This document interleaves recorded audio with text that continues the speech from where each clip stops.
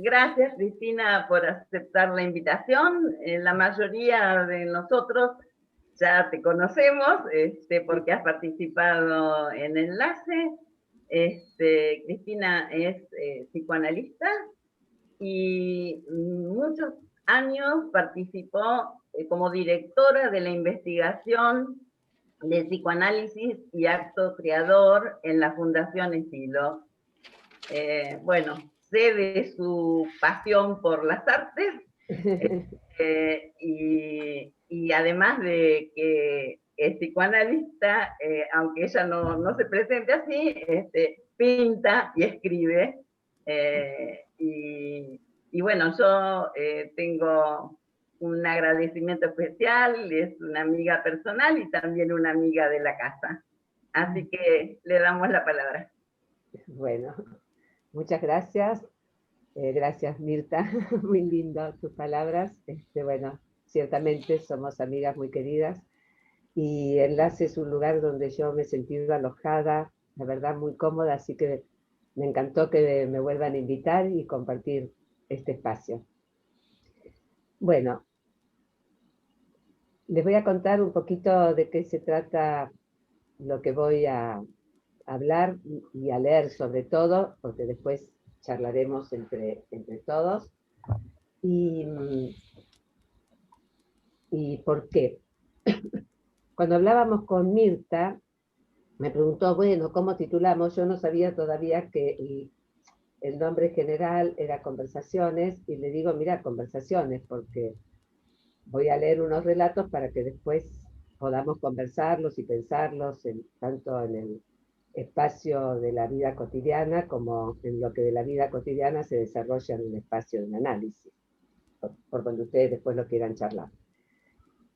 Y entonces me fui a buscar la etimología de la palabra conversar. Y en la etimología, la palabra conversar en realidad deriva de la palabra converger, no está como palabra inicial. Y converger quiere decir dos o más líneas que se cruzan, con lo cual dije, bueno, claro, es una conversación, porque vamos a tratar de que en esa cuerda que cada uno somos, en algún lugar, podamos cruzarnos. ¿Por qué escritos y acontecimientos? Escritos porque voy a leer algunos relatos que yo escribí en distintos momentos a partir de este acontecimiento que es la pandemia. A mí el escribir me permitió armar un espacio en el espacio.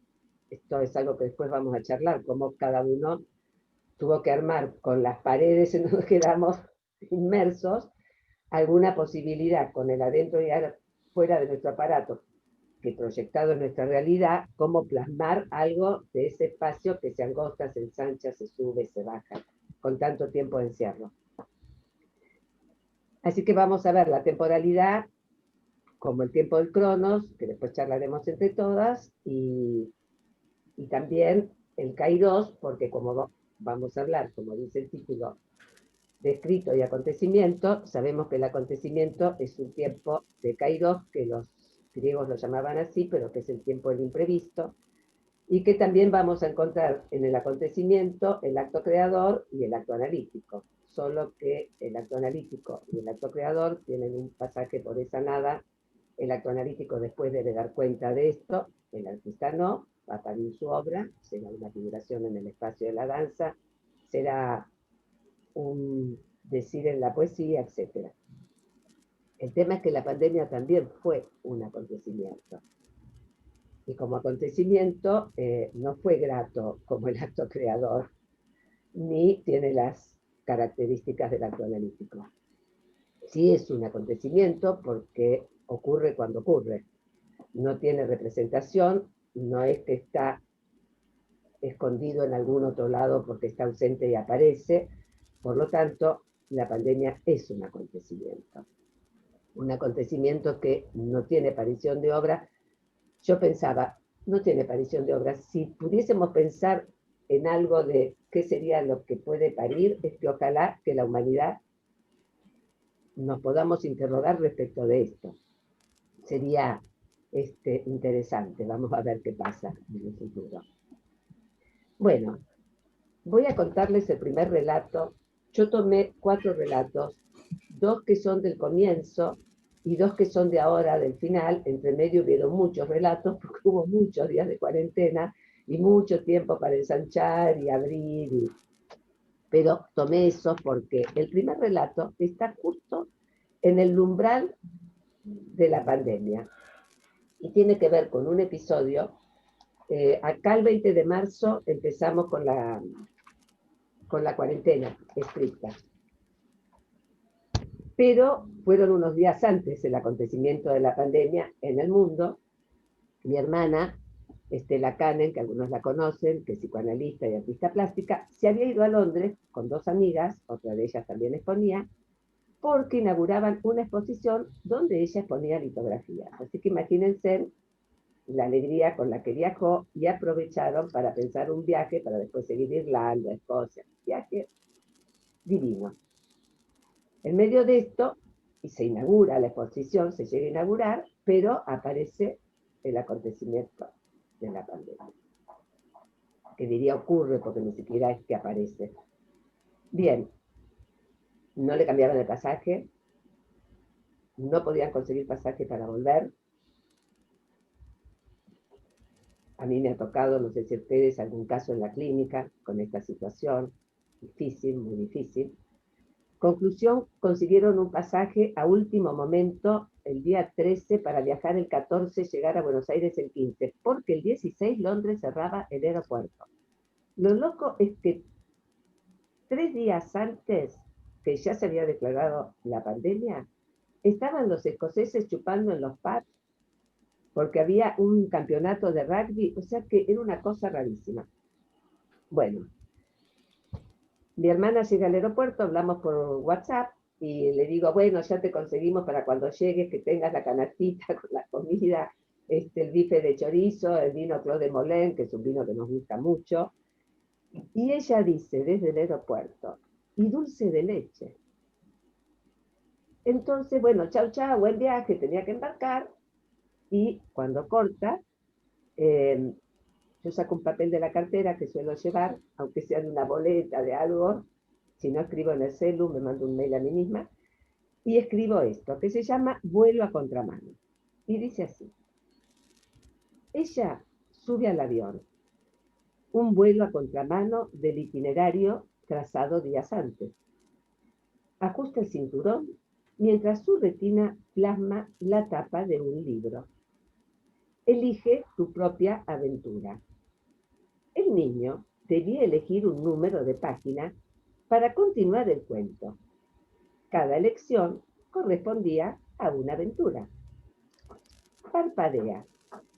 La imagen se desvanece, no el mensaje. ¿Qué decisión tomar?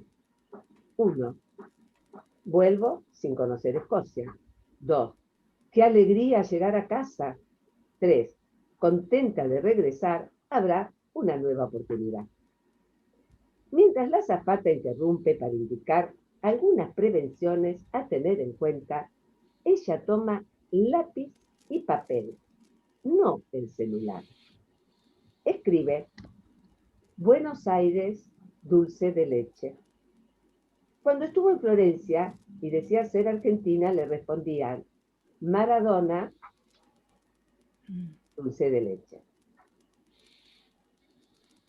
Un gusto joven se apoderó de sus papilas. Ahora sí, toma el celular. Queridos míos, ya sé que deseo que me dejen en casa como recibimiento. Vino Clos de Molén, bife de chorizo y que no falte el dulce de leche y que sea chimbote. Agradeció a la azafata que la miraba con curiosidad y bebió su vino con parsimonia.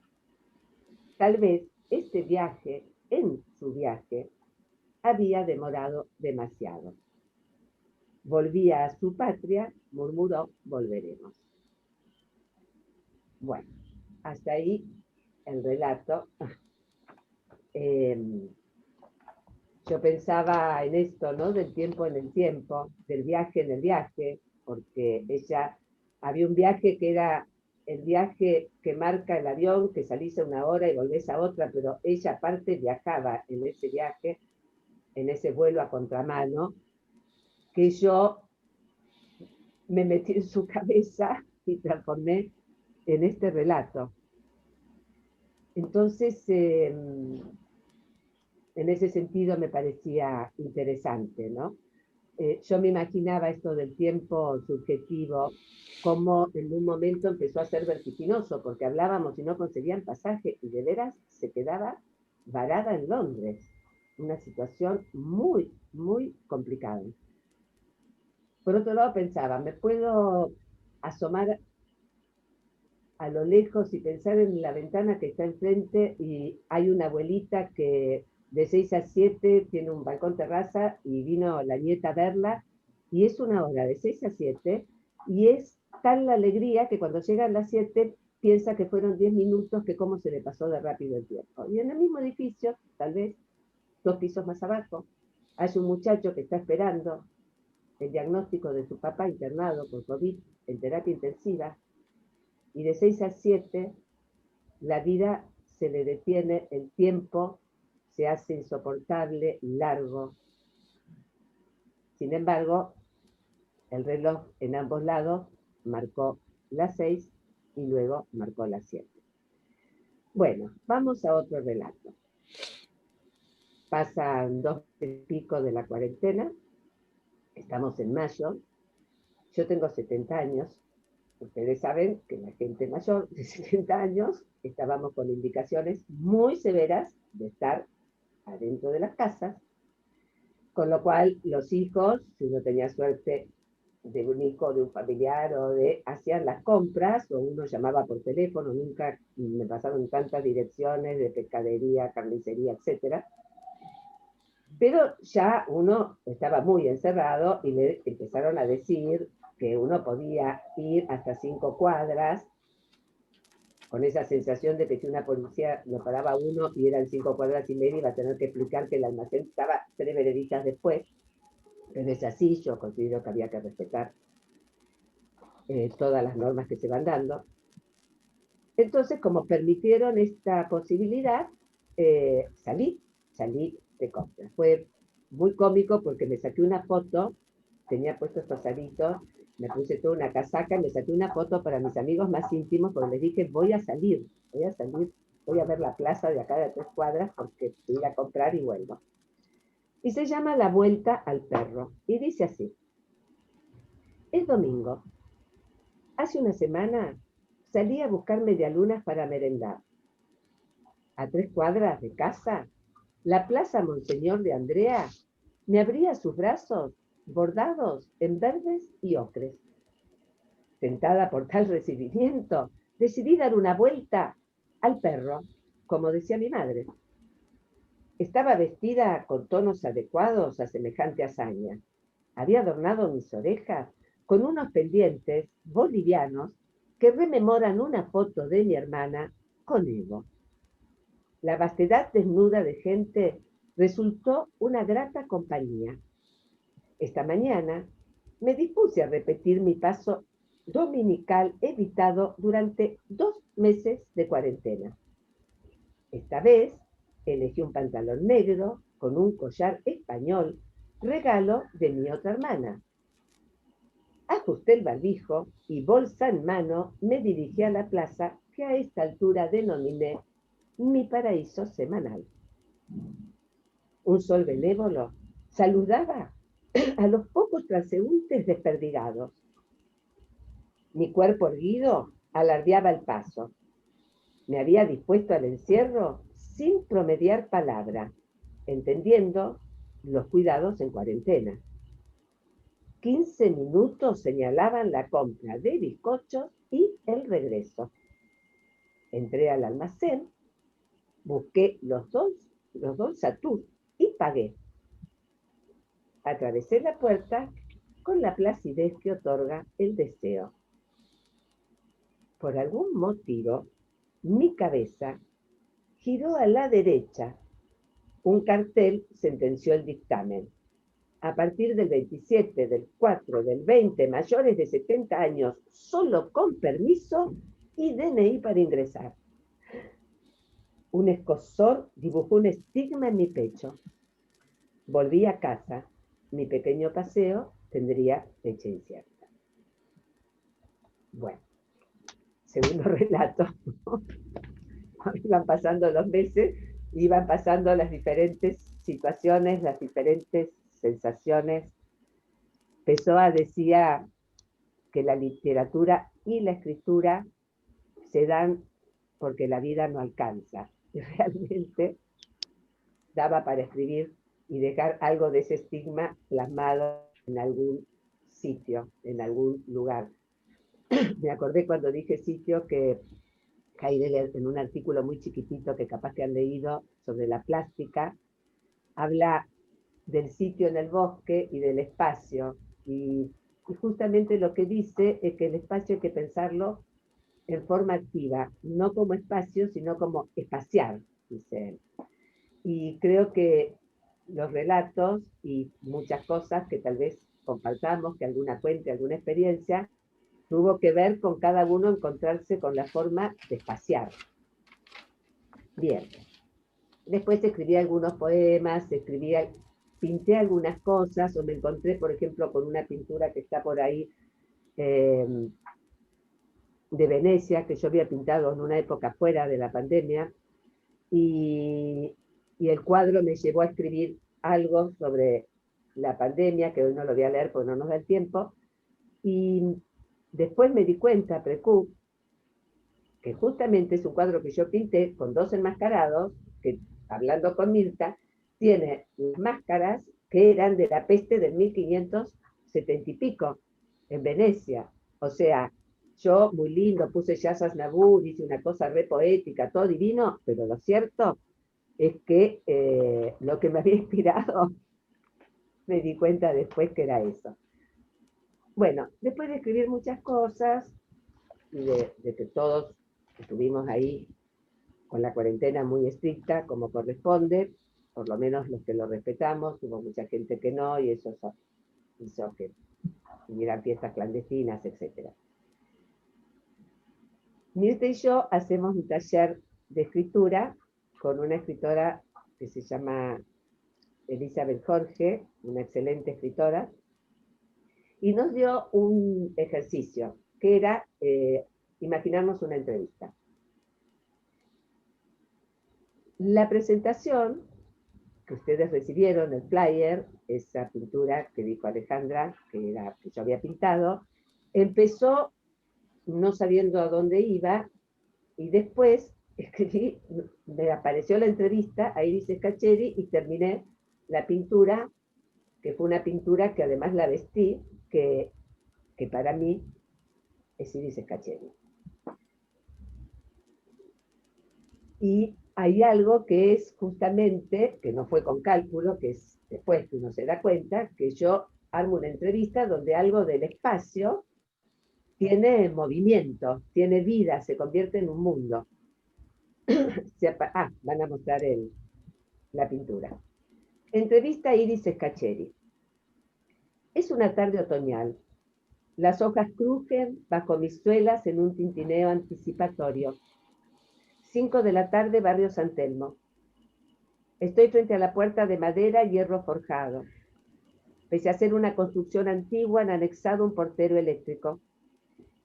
Su voz suena con la fuerza de sus recitados. Me pregunto qué decir ante esta bailarina que provoca en mí tanta pasión. Estamos enfrentadas. Con un cálido abrazo, me invita a sentar. Es un living decorado a modo de una escenografía.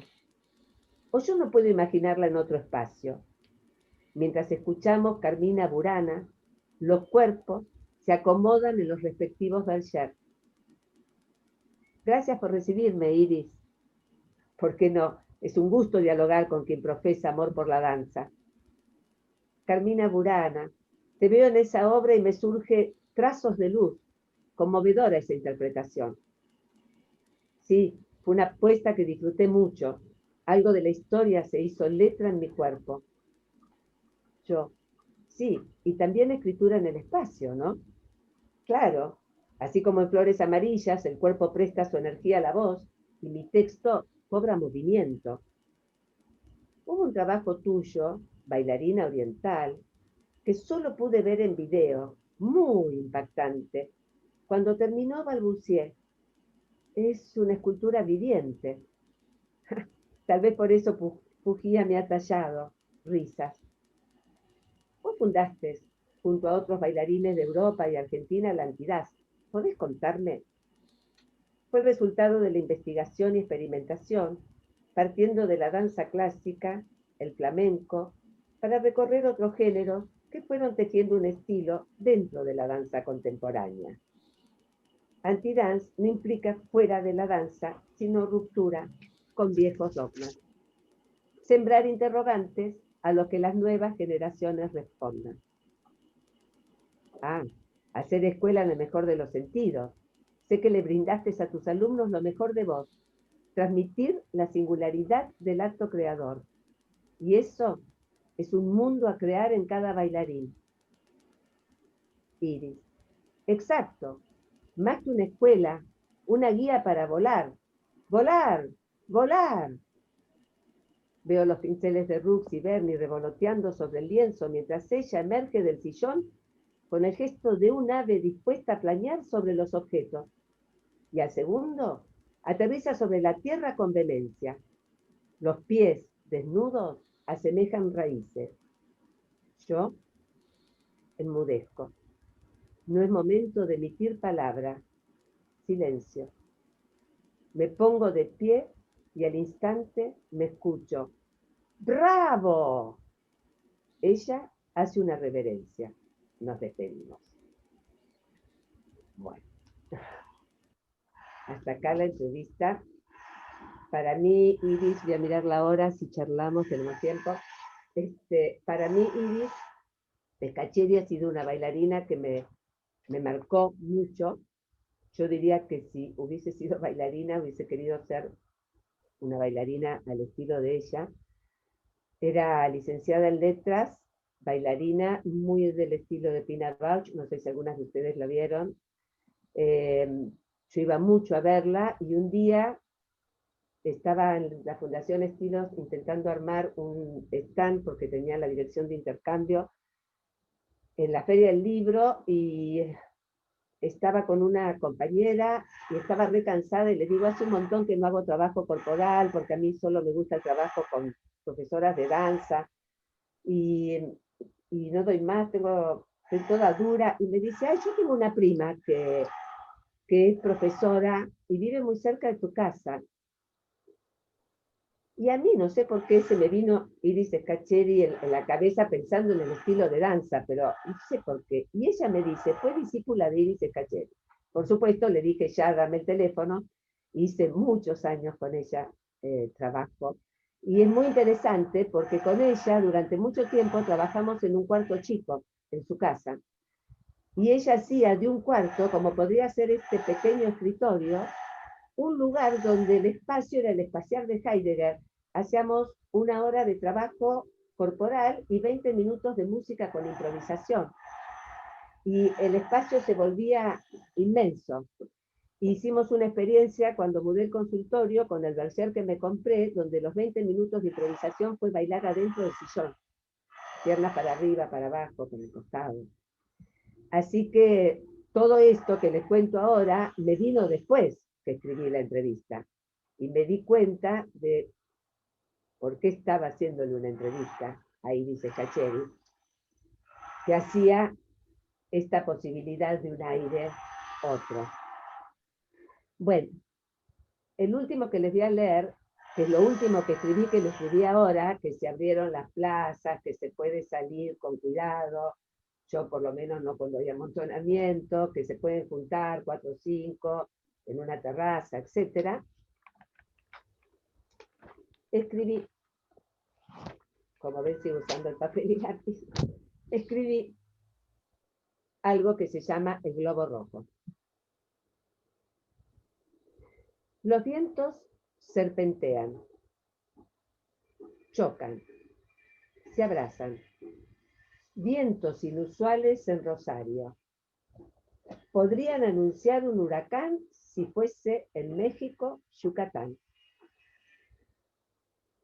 En la Plaza Independencia, que los militares olvidaron encorsetar con cemento, una niña juega con su globo rojo.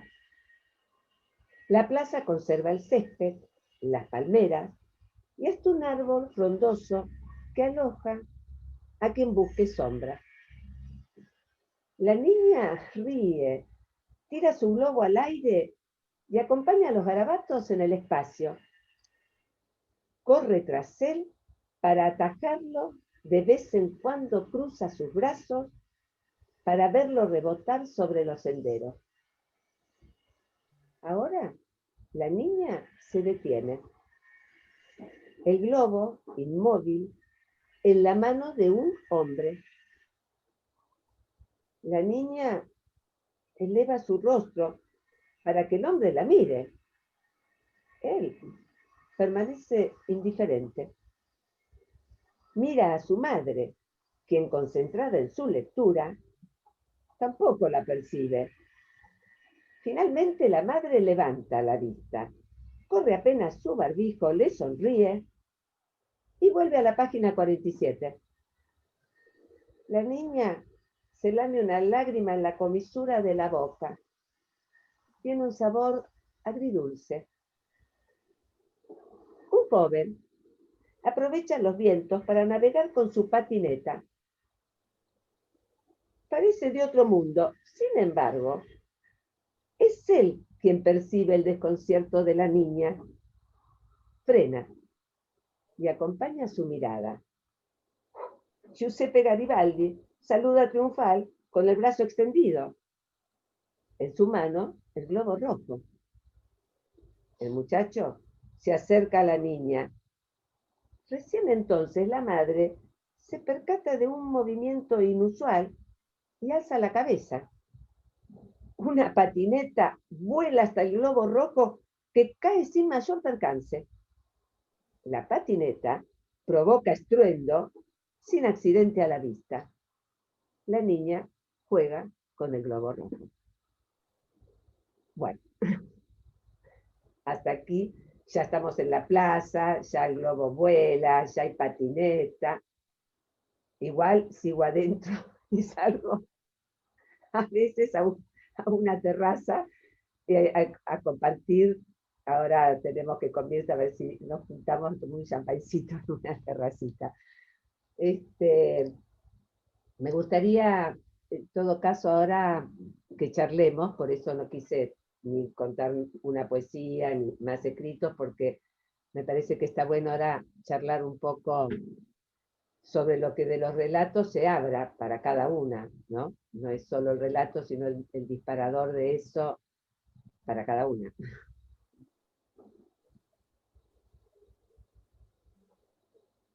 Perdón, quiero saludar a Celina. Hola Celina, me alegro de que estés aquí.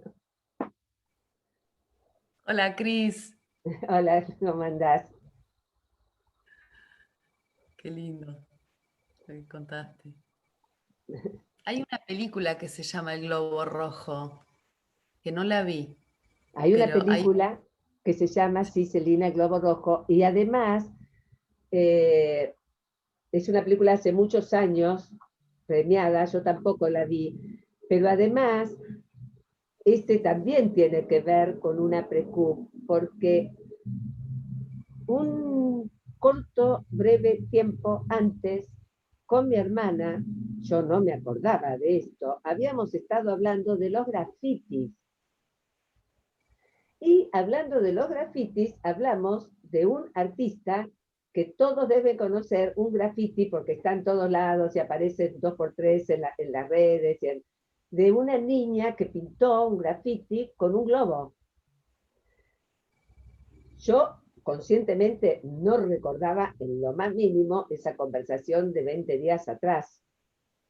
Pero lo cierto es que cuando leo este relato, mi hermana me recuerda que habíamos estado hablando, porque me dice, yo me imagino la niña del globo rojo que estuvimos charlando de graffiti. Y yo digo, claro, yo también me la imagino así. parecida a esa niña que no tenía en la conciencia, y sin embargo, ¿no? En algún lado estaba buscando para aparecer.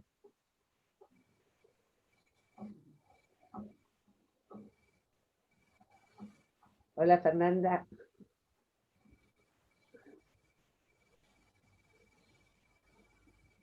Qué lindo escucharte después de tantos años. Gracias.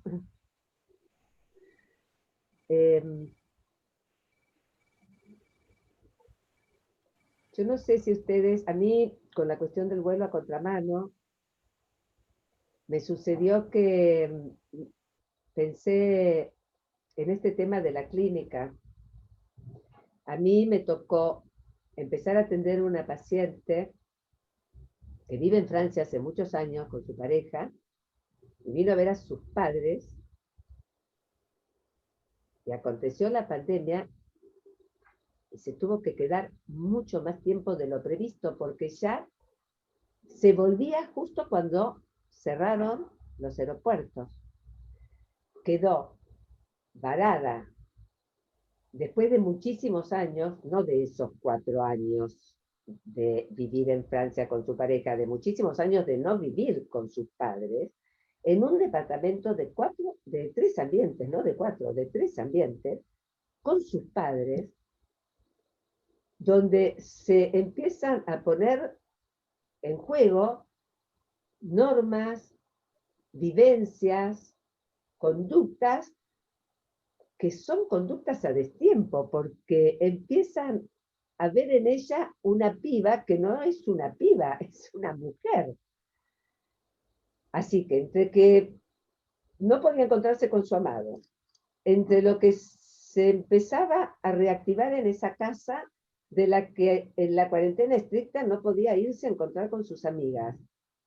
Fue una situación muy especial, donde uno estaba en el cruce, ya que vamos a hablar de conversación y convergencia, entre escuchar las marcas, las huellas, qué de ese padre en ella, qué de esa madre, y qué de ayudarla a organizarse con eso que uno iba escuchando, porque era una historia que empezaba a aparecer, una paciente nueva, para soportar ese tiempo. Con lo cual ahí uno empieza a apelar a otras cuestiones. El otro día me encantó la charla de Vero, yo no pude escucharla, pero después me invitó a verla en YouTube, me avisó que estaba, Mirta, y hablaban de la intuición, ¿sí? Y bueno, yo creo que son épocas, siempre la intuición clínica es un valor muy preciado, pero además en este momento creo que es tan importante que tenemos que apelar a eso y echar mano todo el tiempo. Después tuve que acompañar a una paciente italiana que vive en Italia, que estaba en México y tenía que volver. Estaba en México a 400 kilómetros de Los Cabos, en un lugar que para volver, para llegar al aeropuerto de distrito, tenía que tomar un avión, quedarse a dormir en Guadalajara porque no había combinación posible de seguir. Tenía que tomar un micro y llegar a otro aeropuerto donde tomaba el avión hasta Distrito. Y si no, otro itinerario para un avión hasta Cancún.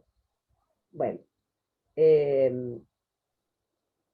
hubo un análisis y hubo un acompañamiento todo el tiempo, casi del día a día, y de poder hacer un borde a ese agujero.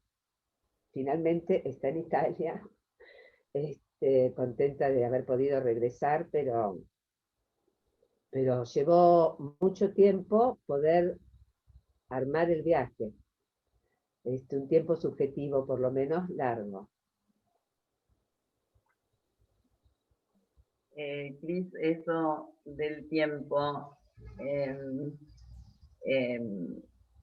en estos días sobre todo, bueno, durante toda la pandemia, pero en estos días sobre todo, aparece muchísimo en el discurso de los pacientes algo con lo que creo que nos identificamos todos, que hay como una falta de representación del tiempo. Esto de que de pronto aparece como demasiado tiempo, el tiempo tan largo de la pandemia, esto que no acaba nunca, y de pronto la sorpresa de ya se viene fin de año, ya estamos en diciembre, tan corto y tan largo y tan corto.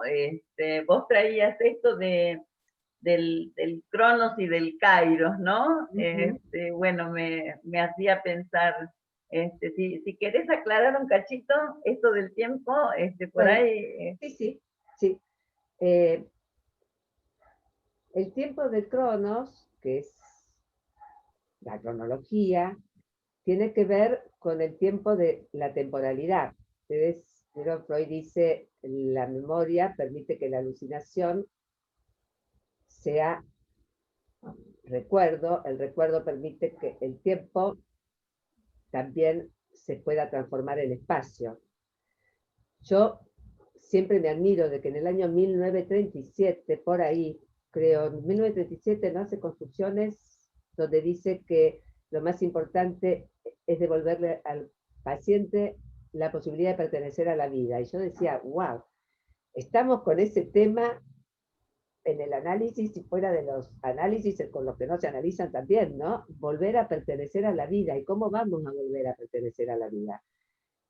Ese tiempo del pasado, presente, futuro es el tiempo del Cronos, es el tiempo del calendario, es el tiempo que hace que a las 10 de la mañana teníamos que todos prender la pantalla, todos los que quisiéramos converger en este encuentro.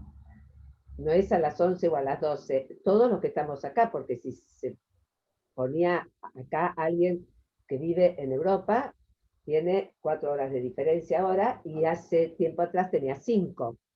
Entonces es un tiempo que tiene también la convención, es el tiempo del reloj, pero también esa convención, que para todos son las 10, tiene esa subjetividad que yo decía, entre las 6 y las 7 una abuela está contenta y se le pasa volando, y un muchacho está esperando una noticia que no llega, y es terrible. Es un tiempo que la subjetividad puede ser un día triste, o un día tedioso, o un día vertiginoso. El otro día una paciente me decía, estoy deseando poder volver a salir y a la vez siento vértigo. Siente vértigo porque a cada uno le pasa lo que le pasa con esto. El tiempo del Kairos, que es el tiempo que los griegos llaman así, es el tiempo del imprevisto. Nosotros, cuando investigábamos sobre el acto creador, decíamos, ¿cómo definir el sujeto del acto creador? Que es el mismo del sujeto del acto analítico, solo que en el acto analítico, un analista da cuenta de lo ocurrido y el artista no. Sería obsceno decirle a un artista cómo crea. Uno le puede preguntar al artista por su técnica, por su oficio, pero el acto creador, igual que el acto analítico, es un pasaje por esa nada, por ese cero de las matemáticas, por ese silencio primordial que decimos los analistas para que después pueda venir un sujeto hablante donde se va a poder pronunciar sonidos y silencios, pero primero tiene que haber ese acontecimiento, esa marca, que es el silencio primordial, que es la palabra imposible de decir, que es el kairos. Ahora, después se regresa a las figuraciones de todos los días, se regresa al mercado de los bienes, no se puede vivir ahí, porque es un tiempo, en realidad, no tiempo. Por eso decíamos, bueno, el sujeto del acto creador, cuando hablábamos de esto, es un sujeto que en su acto no es la manera más gráfica de poder decirlo.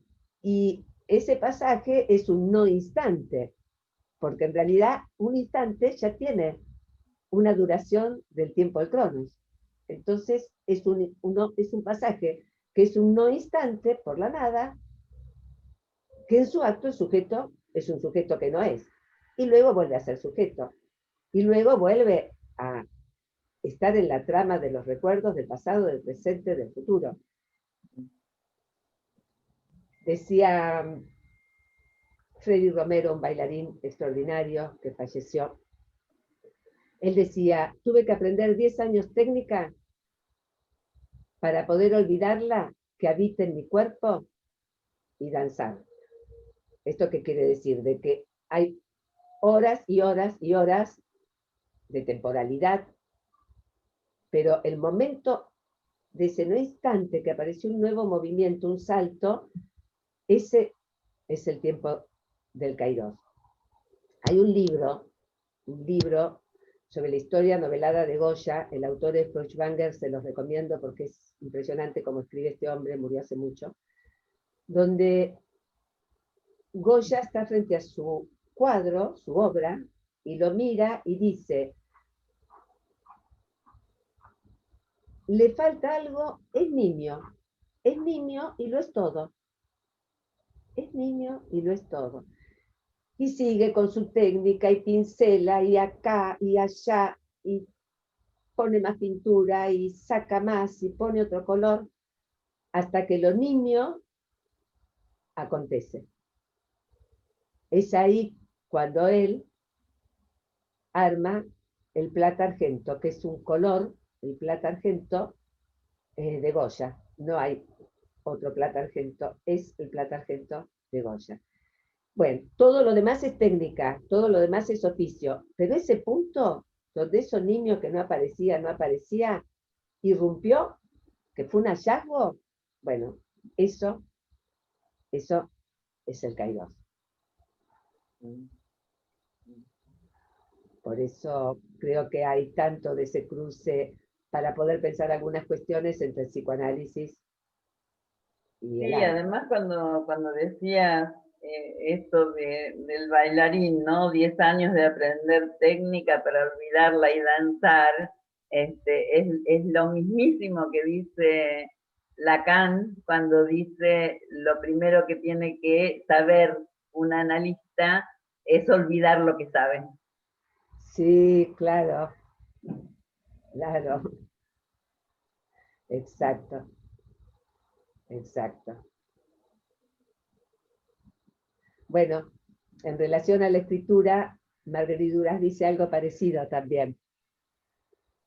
Dice que para escribir no hay que saber, porque la escritura es abordar lo desconocido. No hay que saber, dice Duras.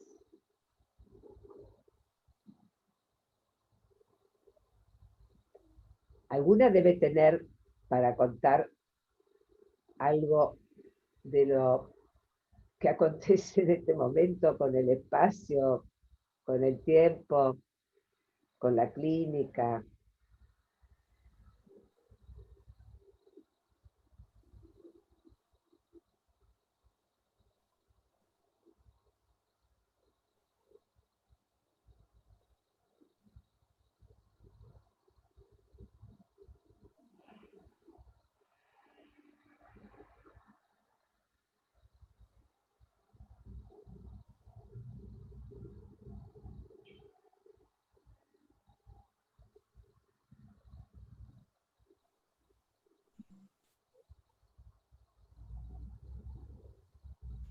Bueno, por ahí contarte, Cristina, que nos ha pasado en este transcurso de este año esa necesidad al comienzo de escribir, en la que nos pusimos algunas y compartimos lo que escribimos, pero respecto a estas vivencias de esa sorpresa y de esa incertidumbre total del comienzo, yo me sentí muy reflejada en lo que decías de tu primer escrito.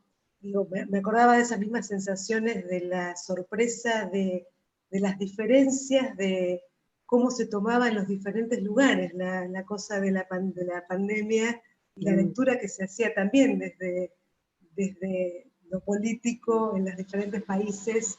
Y por ahí esto me sucedió algo parecido en cuanto a tener familiares afuera en ese momento, que tenían que regresar y gente que vive afuera conocida y que comentaban estas cosas que a mí me sorprendían y me asustaban respecto de cómo de pensar el futuro, ¿no? En ese punto para los distintos lugares del universo, en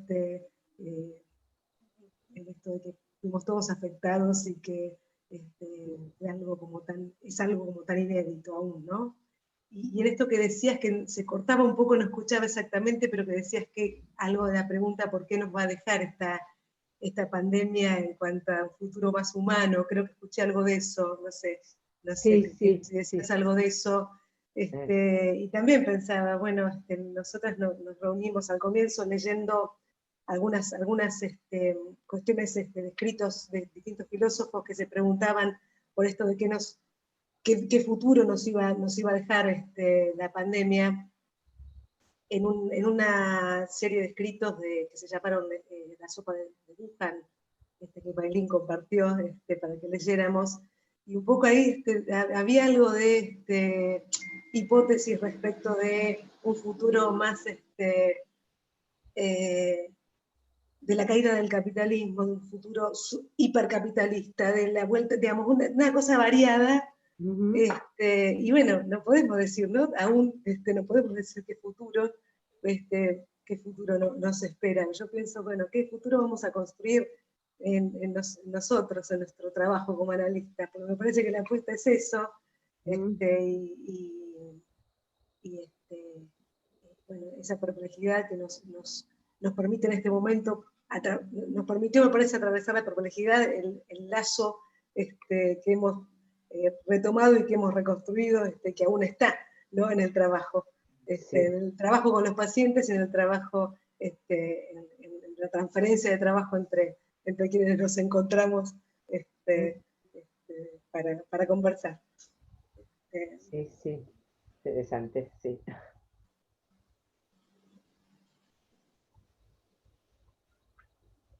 Yo pensaba, Rosa, cuando te escuchaba recién y con lo que dijo Cris, que como que recién pensaba, me llama la atención que algo en la pandemia que, digamos, en el mismo momento en el que empezamos, o por lo menos a mí mi lectura, ¿no? de la diferencia en los territorios, ¿no? En cada lugar donde lo distinto que se vive todo esto, digamos, como en algún punto pensar algo de lo territorial propio, a la vez que hay un distanciamiento de los cuerpos y de... no, bueno, incluso ahora que pensamos todo el análisis, bueno, todos los analistas, bueno, por lo menos los que viven en Buenos Aires o en las grandes ciudades que tienen que trabajar sí o sí de manera virtual, digamos, ¿no? Como hay ahí una separación, como, no sé cómo decirlo, pero en el mismo momento en que pensamos la diferencia en cada territorio, digamos, hay a la vez como una separación con lo local, digamos, ¿no? Bueno, con el encuentro de cuerpos en la sesión de análisis, ¿no? Pensaba eso, Rosa, cuando hablabas de la diferencia en cada lugar, bueno, incluso dentro, digamos, de Latinoamérica, dentro de Argentina, dentro de cada provincia, digamos, hay como diferencias que son realmente muy significativas. Bueno, no la tengo muy clara la idea, pero es algo que vengo pensando en relación al territorio y a este momento de la pandemia y a la afectación en el psicoanálisis de eso, ¿no? Sí, me parece re interesante, Celina. No sé si vos allá en Chaltén has hecho algunas presenciales. A mí me pasó algo llamativo, que los pacientes que me dijeron, ay, bueno, llamativo y no, ¿no? Ahora que estoy pensando, que yo quisiera volver lo antes posible a presencial, fueron pacientes de 90 y 93 y 92 años. Ahora digo, claro, pero volver a hacer una presencial es la gente que ya está con 90 años para arriba. Hacer una presencial es saber que la vida continúa doblemente por la pandemia y porque la sensación es cuándo termina esto para todos, pero si la sensación es cuándo termina esto, alguien que se pregunta ¿hasta cuándo voy a vivir? Ojalá que si estoy bien siga viviendo mucho, pero ¿hasta cuándo voy a vivir? Ya pasaste los 90. Entonces, no los jóvenes. Algunos dicen, uy, qué ganas que tengo de verte, los adolescentes, pero los que marcan fuertemente el deseo de la presencial son las personas que son realmente mayores. Y lo otro que decís, Elina, porque abarca muchas cosas, lo que planteás de lo territorial me parece re importante, y creo que eso que planteás va a ser una de las cosas que vamos a tener que trabajar y pensar mucho. Mucho. Bueno, hay pacientes que ahora te dicen, la verdad que yo estoy consiguiendo poder trabajar después online y yo quisiera seguir analizándome online. Muchos eligen la voz sin imagen, la mayoría. La mayoría, aún los que hacían presencial, eligen la voz y dicen que están trabajando re bien con la voz. Pero, bueno, esto, que la gente dice, gente que viajaba desde Ramos Mejía, desde Seiza, no solo análisis al trabajo, que están negociando venir 2 veces. O sea, todo es extraño. Todo es extraño.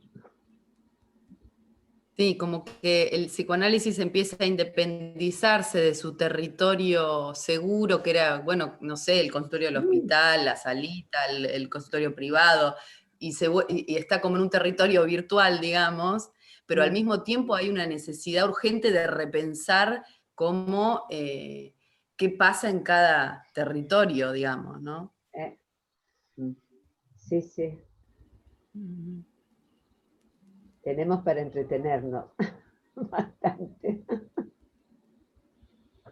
Bastante para trabajar y pensar.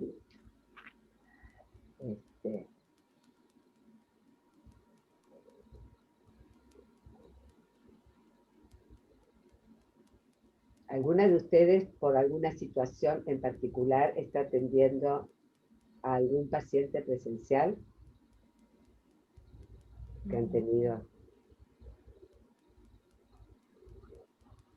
Yo todos mis pacientes presencial, porque en Chaltén, como no hubo casos de COVID, Se puede. digamos, se puede, desde, yo te diría, mayo. O sea, capaz que abril solamente, ¿no? Y después todo presencial.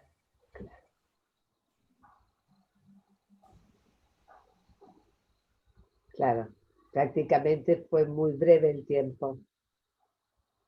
Claro. A mí me llamó la atención que cuando salió la autorización de trabajar presencial con protocolo, solo un paciente me preguntó, solo uno, si yo iba a empezar a atender. No, ningún otro. Sí. Sí. Bueno, a mí me pasó con estos pacientes, después ninguno también. Y qué curioso, ¿no? Bueno, se entiende. Es como el anhelo de que la vida continúe, pero sí, tampoco. No sé a ustedes, a nosotros, qué les pasó.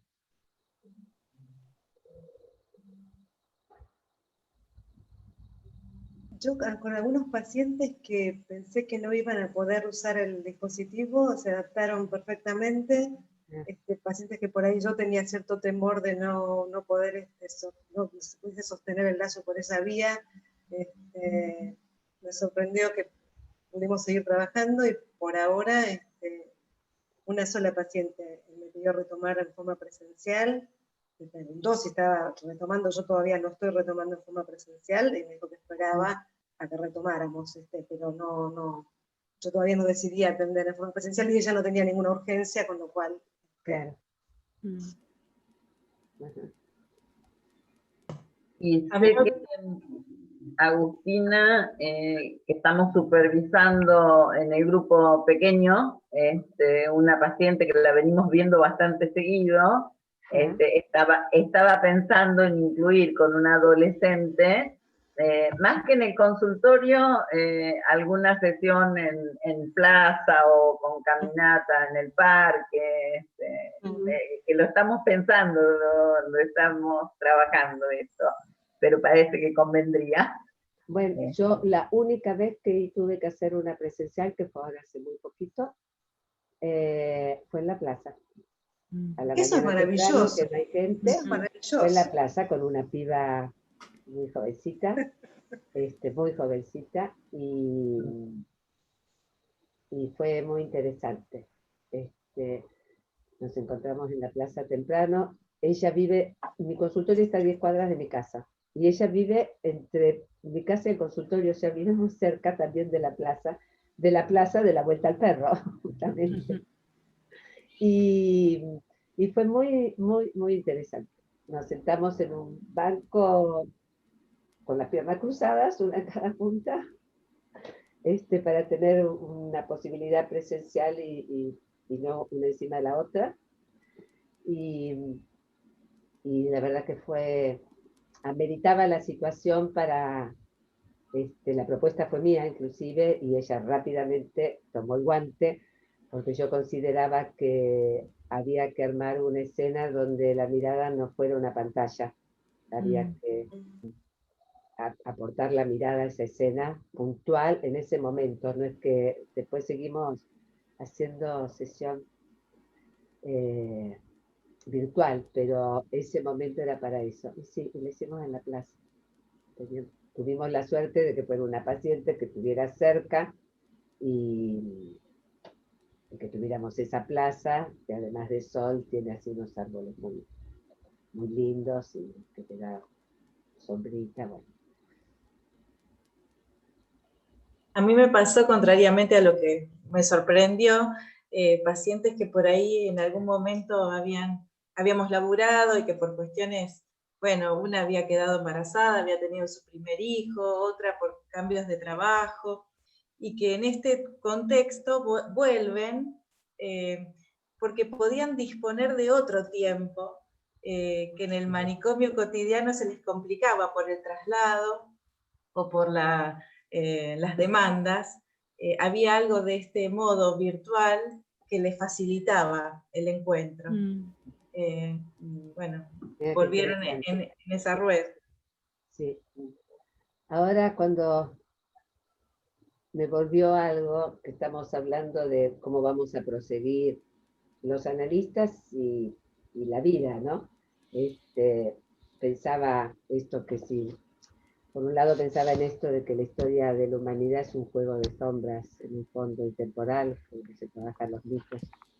Y me acordé, hay un director, uno de mis directores de teatro preferidos, y además es uno de los 10 mejores directores en el mundo, estuvo en 2 festivales internacionales acá, tuve el lujo de verlo, se llama Peter Brook, y tiene un libro que se los recomiendo, que se llama El espacio vacío, es muy recomendable, y él en un momento dice algo así, mucho mejor dicho, que como lo digo yo, pero no importa, lo voy a decir igual. Él dice, en 1946, en un Düsseldorf en ruinas, en un Offenbach menor, dice que algunos artistas, adosados en unas obleas, en una pared donde en el escenario estaba lleno de gente apiñada, ellos ejecutaban resueltamente su arte, haciendo el Barbero de Sevilla. Imagínense, posguerra, 1946, todos apiñados, la gente dentro del escenario, y en unas obleas, ellos ejerciendo su arte. Y dice que era una época que en otra guardilla, 50 personas también se apiñaban en las delicias del arte, que era época de contrabandistas y ladrones, era época seria. Y él se hace una pregunta que es, ¿esto era una necesidad mucho más profunda que aquello que le faltaba? Era hambre de una necesidad, era hambre de algo mucho más profundo que aquello que faltaba a las necesidades de la vida cotidiana,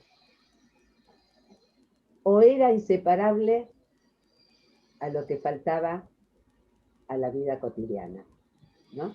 Él está hablando de la necesidad y del deseo como un modo de sobrevivir desde su modo de hablar como artista, ¿no?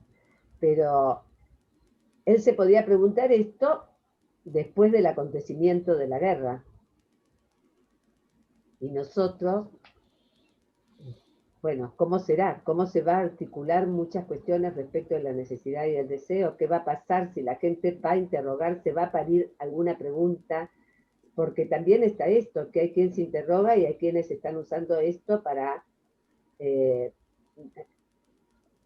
taponar, que no haya interrogación, que no haya vacío, taponar, taponar, taponar, ¿no? Gadgets, gadgets, gadgets.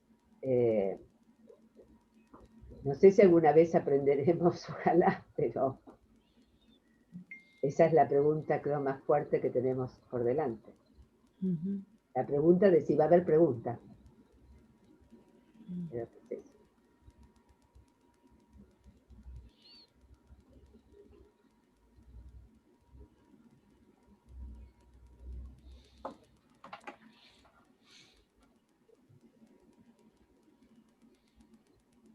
Yo quería agradecerte, Cristina, por venir a conversar con nosotros y por leer tus escritos.